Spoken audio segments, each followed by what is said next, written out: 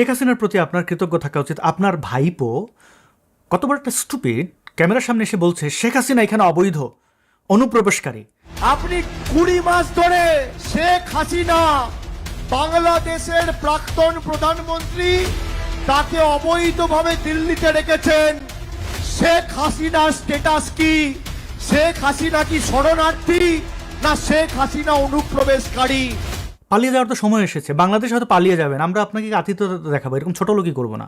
কিসে ঘোটা দিচ্ছেন? শেখ হাসিনা ক্ষমতায় থাক, আপনারা দেশদ্রোহী, দেশপ্রেম আপনাদের নেই, আপনার নেই, আপনার ভাইপোরও নেই। ছাগল লাফায় খুঁটির জোরে। কেন বললাম আমি কথাটি? শেখ হাসিনা ভারতকে অশান্ত হওয়া থেকে রক্ষা করেছেন। 10 ট্রাক অস্ত্র মামলার কথা মনে নেই? উলফাকে অস্ত্র বাংলাদেশ সরবরাহ করেছিল এই বিএনপি, সেই আমলে করেছিল না? 10 ট্রাক অস্ত্র, ভারী অস্ত্র। বিচ্ছিন্নতাবাদীদের কাছে অস্ত্র যদি বাংলাদেশে হয়ে যায়, ভারতের অন্যান্য রাজ্যগুলো কি শান্ত থাকবে? ভারত ভেঙে তো অনেক টুকরোই হলো, আর কত ভাঙতে চান? আপনাদের মধ্যে দেশপ্রেম আছে? শেখ হাসিনা শুধু ভারতের নিরাপত্তাই দেননি, বাংলাদেশকেও নিরাপদ রেখেছেন। এর কারণ, যদি ভারতে বাংলাদেশ থেকে গিয়ে ডিস্টার্ব করে, ভারত কি বসে থাকবে? এই সত্য তো যে কোনো শিশুও বোঝে, আপনি বোঝেন না? উভয় দেশের মানুষ ভালো ছিল শেখ হাসিনার সময়।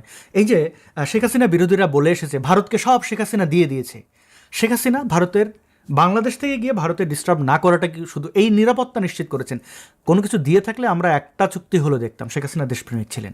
বর্ডার কিলিং হচ্ছে যদি অন্য দেশের বাহিনী কর্তৃক আমাদের সীমান্তে অথবা জিরো লাইনে এসে যদি কিলিং করে, সেটাকে আমরা বর্ডার কিলিং বলতে পারি। যদি আমাদের সীমানার অভ্যন্তরে এবং তাদের সীমানার অভ্যন্তরে কোনো রকমের কোনো অপরাধে জড়িত থাকে কেউ, ইললিগেল ট্রেসপাস করে যায় কেউ, সেটা তারা কিভাবে অ্যাড্রেস করবে সেটা তাদের দেশীয় আইনে করবে। এটাকে বর্ডার কিলিং বলা ঠিক হবে না। দেখুন, শেখ হাসিনা ক্ষমতাচ্যুত প্রায় 2 বছর, ভারত নিয়ে কোনো উল্টাপাল্টা কথা বলেছেন? তিনি তো প্রতিদিন লাইভ করছেন, বিভিন্ন বক্তব্য রাখছেন।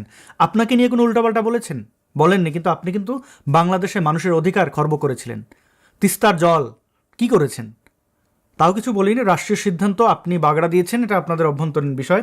আমরা অধিকার কখনো পারলে অর্জন করে নেব, অধিকার আদায় করে নেব। কিন্তু দেশপ্রেমিক হওয়ার চেষ্টা করেন, আমার দেশকে অশান্ত করবেন, এটা হতে দেওয়া যাবে না। এবং এই অশান্ত করে যদি আপনি মনে করেন হ্যাঁ আপনি একটা অন্য দেশের মুখ্যমন্ত্রী ছিলেন, আপনার এখনও কিছু চেলাচামুন্ডা আছে, এইভাবে হয় না। মাননীয়া, মুখ সংযত রাখবেন।